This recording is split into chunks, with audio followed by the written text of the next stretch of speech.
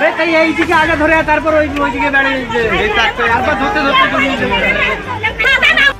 স্বামীকে বাড়ির মধ্যে তালাবন্ধ করে আটকে রেখে বাইরে থেকে আগুন ধরিয়ে দেওয়ার অভিযোগ উঠল স্ত্রীর বিরুদ্ধে। আগুনে ভস্মীভূত হয়ে গেল সম্পূর্ণ বাড়ি, পুরো ছাই হয়ে গেল মোটরসাইকেল সহ গৃহস্থলীর আসবাবপত্র। তবে প্রাণে বেঁচে গিয়েছেন স্বামী। ক্ষতির পরিমাণ প্রায় 2 লক্ষ টাকা। অগ্নিকাণ্ডের ঘটনাটি ঘটেছে আজ দুপুরে বীরভূমে নলহাটি থানার ছোট হাজিরপুর গ্রামে। আগুনের ধোঁয়া দেখে গ্রামবাসীরা ঘটনাস্থলে এসে আগুন নিভিয়ে ফেলে। বাড়ির মালিক মান্নার সার অভিযোগ, তিনি বাড়ির মধ্যে ঘুমিয়েছিলেন। সেই সময় তার স্ত্রী রোজিনা বিবি বাইরে থেকে দরজা বন্ধ করে তালা লাগিয়ে দিয়ে আগুন ধরিয়ে দিয়ে পালিয়ে যায়। যদিও আগুন লাগার পর দেখা মেলেনি অভিযুক্ত স্ত্রী রোজিনা বিবির।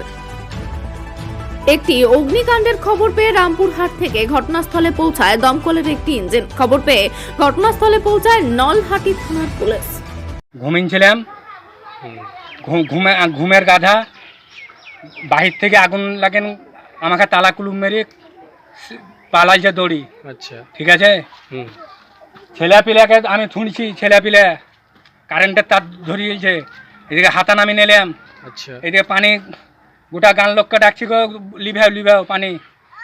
আমার বউতে আগুন লাগিয়ে চলে গেল। এরকম কাজ করা উচিত ছিল না। হাটা বাজার সবই এনে দিলাম। আচ্ছা, তোমার নামটা কি বলো? মান্নার স্যার। আর তোমার স্ত্রীর নামটা? রোজিনা। রোজিনা।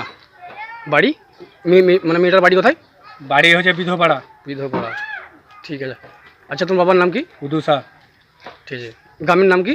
ছোট হারপুর।